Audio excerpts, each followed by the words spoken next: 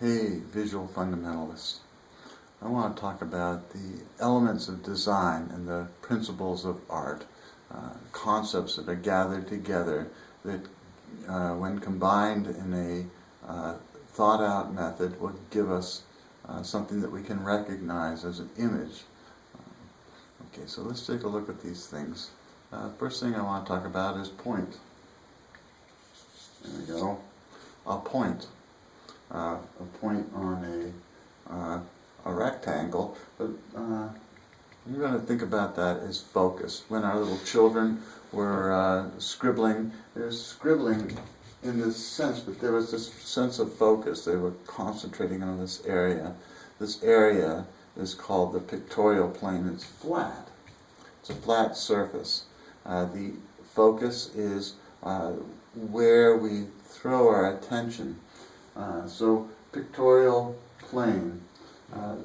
Artists often start out with an idea in mind. And the first thing they choose is a kind of frame. I'm not talking about this gaudy, awful frame. I'm talking about a place that the artwork is going to happen, the pictorial frame. You know that when you, in your printers, you can choose portrait or landscape formats. Well, that's a frame, and the reason why this is called landscape is because it's more suggestive of landscape, and portrait is more suggestive of how we would see the face in these areas, simply defined in that way. They don't have to be that way, but they are most frequently, and we can recognize things that occur in those formats as either being portrait-like or landscape-like. Let's talk about this focus. Now, suppose I were to draw a line, and start my scribble right there, and I draw it there. Now, that's an intense act. It has direction to it. It creates a place with two halves. Do you remember our children? Now, when they could first complete a shape, that's when they could name it. And as they got more sophisticated and combined shapes, they could make a human-like object. And they would think, well, our ground is down here. And the children would think of ground, and they'd put their characters standing on the bottom of the paper. But as we go along, we know that there's more going on the ground than just the bottom edge. They, again, are thinking in terms of this being a flat surface, and they don't know how to make this surface appear to go into the background. Well, we can do that. Here's that point. We're going to call it a vanishing point. Here's a shape. That's an enclosed shape we call a square. And here are some lines that go back or connect. Well, I'm saying back as if I'm talking about something that's in the far distance, but we're on one surface here. It doesn't have any distance. The only thing I can do is suggest that there's distance there. So I have these converging lines, and if I connect those into shapes, there's a shape on top, a shape on the side, a shape in front, on top, on the side, on the front. They're really on the surface. I could do that a little better, I think. And here we go.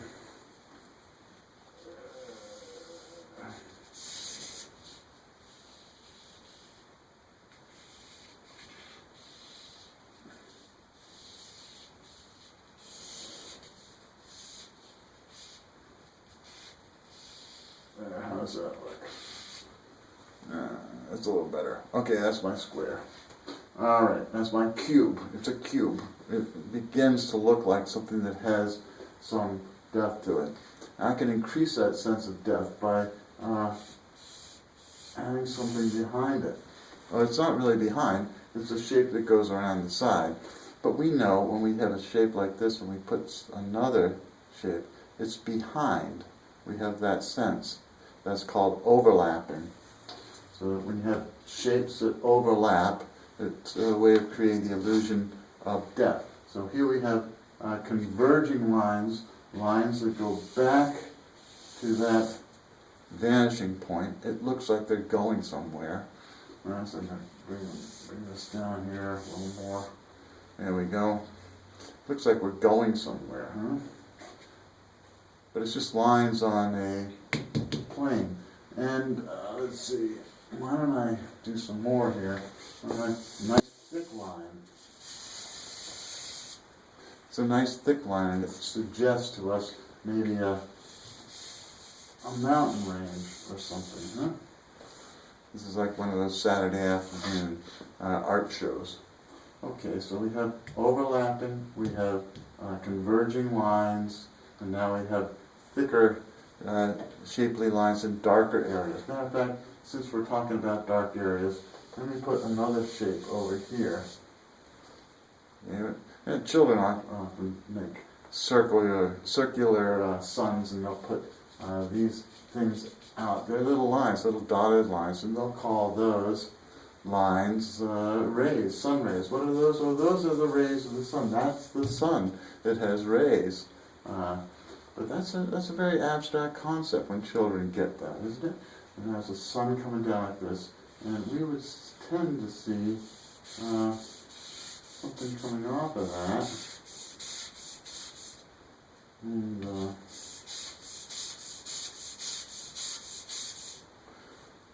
we call that shadow, don't we? Shadow. And that shadow gives even more of a sense that these objects are in some kind of space.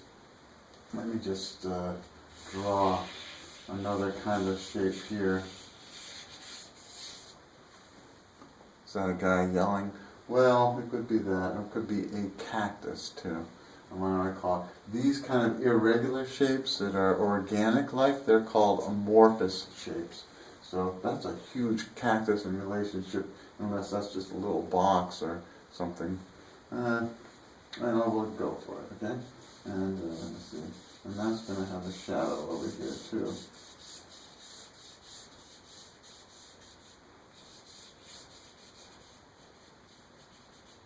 Right, here we go, it's a desert scene. Huh?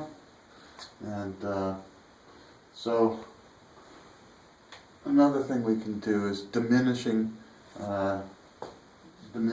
size. And so if I were to have nice big something or other here, and go back a little further, and a little further, and a little further,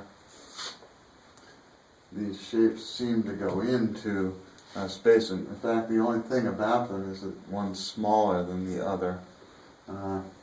And artists can do all kinds of things. They can change everything up and decide that what they'd rather have is let's see,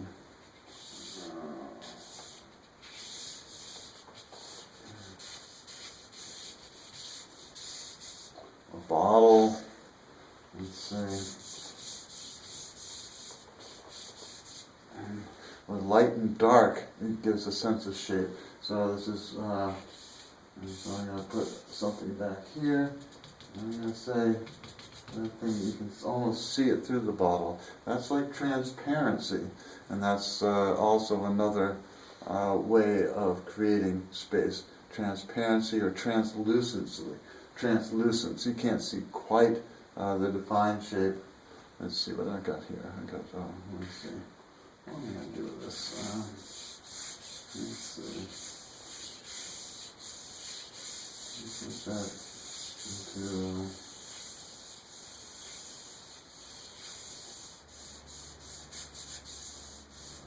And I'm getting tired of that being a sun. I think I'd rather have that be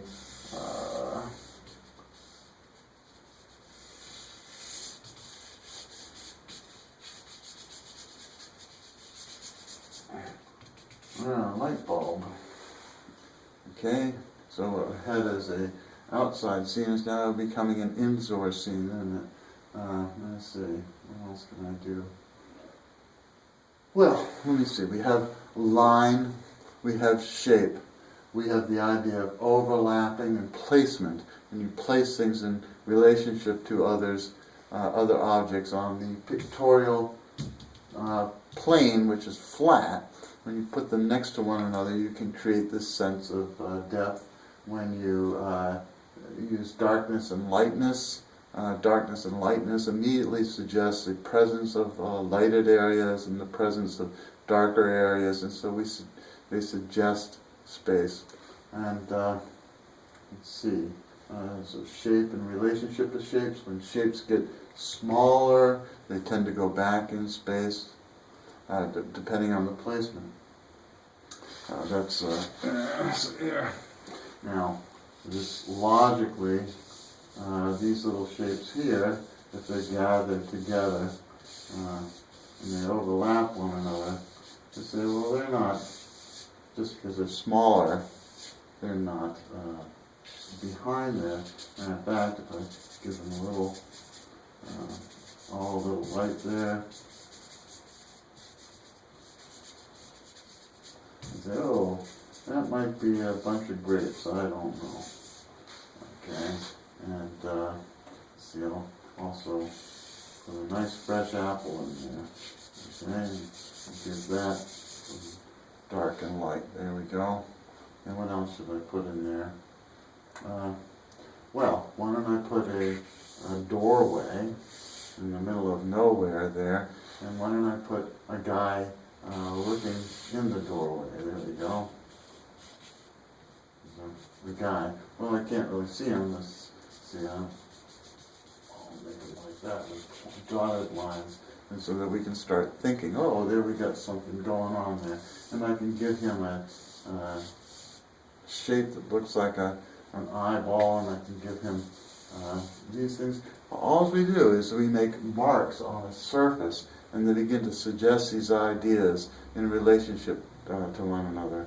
So the very basic elements of design are line, shape,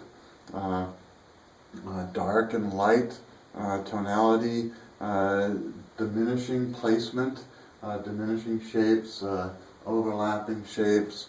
Well, we haven't gotten to this because there's no color here, but just by the presence of darkness and lightness, we get a sense that these things must have color.